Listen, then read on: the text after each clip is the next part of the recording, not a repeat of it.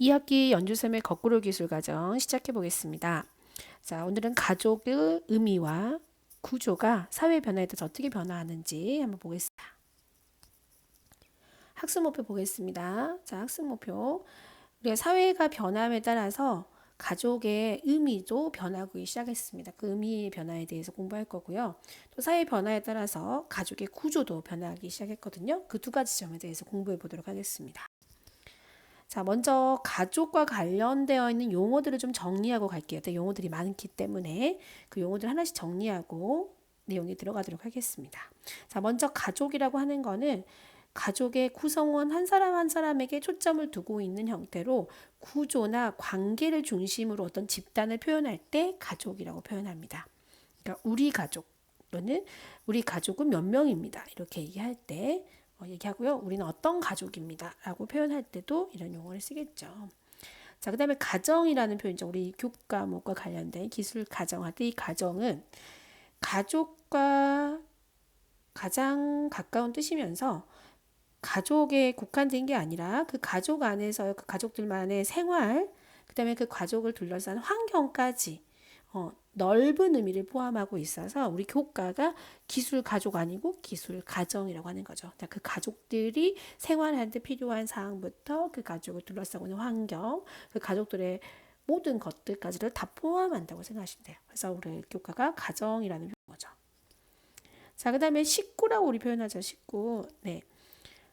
한 집에서 함께 살면서 끼니를 같이 하는 사람을 보통 식구라고 표현합니다. 그러니까 우리 가족 해도 되지만 우리 식구 하기도 하죠.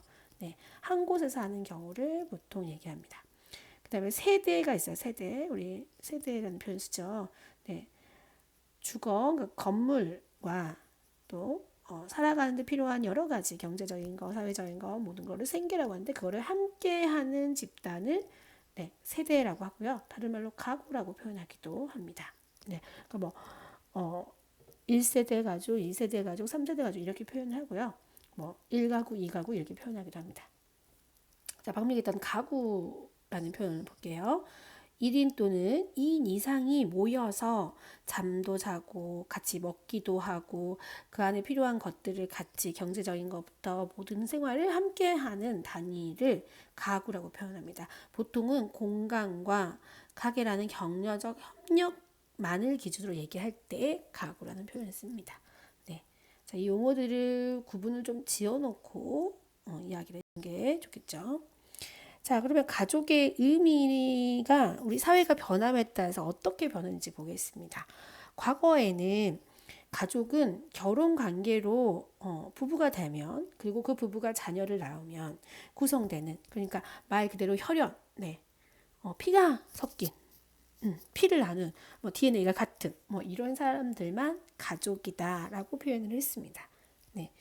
최초의 인간관계도 우리가 태어나면서 우리 부모와 최초의 인간관계를 맺는 것처럼 네, 이런 걸 가족이라고 했다면 결국은 결혼 그 다음에 뭐 출산 이런 거와 관련되어 있는 거죠. 근데 현재로서는 결혼이나 이 혈연에 근거하는 가족도 가족이라 표현할 수 있지만 가족이 보통 애정을 함께 하고 또 같이 살면서 관계를 같이 하고 이런 정서적인 연대를 초점으로 둔 집단을 가족이라고 표현하기도 합니다. 그러니까 결혼 안 했고요. 결혼 안 했는데 한 집에 같이 살면서 같이 정서적으로 친해지고 같이 가까워지고 같이 생계를 같이 하고 하면 그것도 가족이다라고 표현하는 거죠. 또는 우리 부모랑 사는 게 아니지만 그 안에서 함께 생활하면서 정서적으로 가까운 관계를 유지한다. 그러면 그것도 가족으로 본다라는 거죠. 자, 가족의 구조도 사회가 변하면서 변화하게 됐는데요. 첫 번째로 가족의 규모 자체가 축소됐어요. 말 그대로 수가 줄어든 거죠. 가족을 구성하는 수가. 말 그대로 구성원 수가 감소했고요.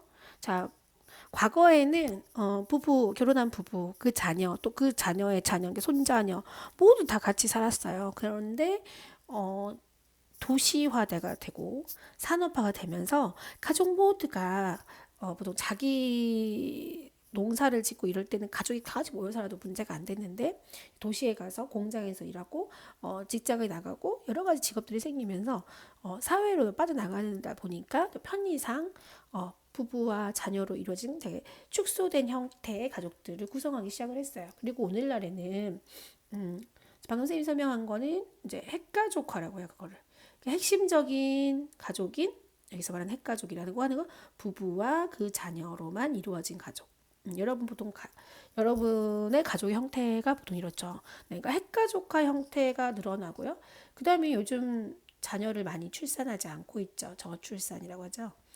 자녀 출산 안 하고 결혼도 늦게 하고 하다 보니까 가족 구성원 수 자체가 줄어들고 있어요. 심지어 요즘은 결혼도 좀 깊이 하다 보니까 1인 가구가 증가하고 있어요. 1인 가구. 그러니까 한 집에 혼자 사는 우리 독신이라고 표현하죠.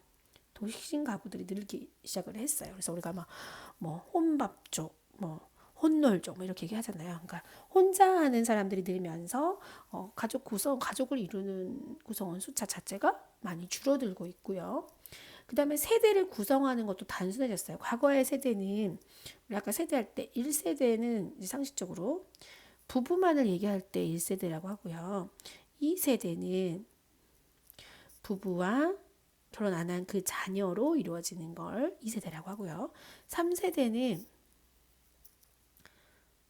그러니까 결국 부부가 할아버지 할머니 되는 거고 조부모 그다음에 그 자녀의 부부 그다음에 우리 자녀의 자녀 그러니까 뭐 손자녀라고 표현할 수 있겠죠. 자, 이렇게 이루어진 것을 3세대라고 해요. 근데 과거에는 3세대가 같이 살았다고 생각하시면 돼요. 그런데 요즘은 자녀를 잘 낳지 않기 때문에 1세대가 증가하고 있다고 봐야 되겠죠. 네, 1세대가 증가하고 있죠. 뭐 2세대도 많이 있지만 실제로 혼자 사는 사람이 많다 보니까 이제 1세대 부부만 살거나 이제 혼자 사는 거는 세대라고 표현하기가 어려워요. 2인 이상이 있어야 되니까 그 세대가 없어지고 있거나 그래서 단순화되고 있다라고 얘기해요. 자, 두 번째로는 가족의 형태도 되게 다양해지고 있어요. 그러니까 가족을 부르는 형태가 과거에는 숫자가 많으면 대가족, 확대가족 이렇게 표현했고요. 숫자가 적으면 소가족, 핵가족 이렇게 표현했다면 지금은 다양한 형태의 가족 모습을 보여주고 있어요. 그래서 그거와 관련돼서 여기 보면은 공동체 가족이라고 있잖아요. 공동체 가족. 이거는 말 그대로 혈연 집단이 아니에요. 그냥 여러 가지 이유로 함께 모여서 사는 형태. 이런 형태를 공동체 가족이라고 하고요. 다문화 가족, 그러니까 가족 구성원 중에 국적이나 인종이나 문화가 다른 구성원이 같이 있는 경우. 무자녀 가족은 아까 얘기한 대로 자녀를 낳지 않고 부부만 있는 가족, 부부만 존재하는 가족을 무자녀 가족이라고 하고요. 분고 가족이 있어요. 분고 가족. 가족이 해체된 건 아닌데 특정한 뭐 교육이라든지 직장이라든지 이런 걸로 구성원 중에 일부와 떨어져 사는 걸 얘기해요. 우리 뭐 기러기 아빠 뭐 이런 얘기 들어봤을 거예요. 이런 게 보통 분고 가족을 표현하는 표현이고요. 그 다음에 혈연이 아니지만 법적으로 혈연 관계를 맺는 거죠. 그죠? 그래서 입양한 가족, 입양 가족이고요. 법적으로 혈연 관계가 없는 사람을 자녀로 자녀로 법적 효력을 발휘하게 해서 혈연 관계를 맺는 이런 형태의 입양 가족이 있고요. 재혼 가족 있죠. 말 그대로 배우자 한 명 이상이 다시 결혼을 해가지고 다른 구성원들과 함께 만나서 사는 재혼 가족. 그 다음에 이제 부모가 돌아가셨거나 이혼 등으로 인해서 할아버지 할머니 조부모와 손자녀들이 함께 사는 형태를 조손 가족이라고 하고요. 그 다음에 부모 한쪽이 뭐 이것도 마찬가지 사망하셨거나 이혼했거나 별거 등으로 인해서 부모 중 한 사람과 자녀가 사는 경우, 아빠하고 자녀, 엄마하고 자녀 이렇게 사는 경우를 한부모 가족이라고. 이 밖에도 다양한 가족의 형태는 계속 만들어지고 있어요. 자, 이렇게 사회가 변화한 만큼 가족의 모습도 계속 변화하고 있다고 해요. 다음 시간에는 그 가족이 갖고 있는 기능과 가치관에는 어떤 변화가 있는지 공부해 보도록 하겠습니다.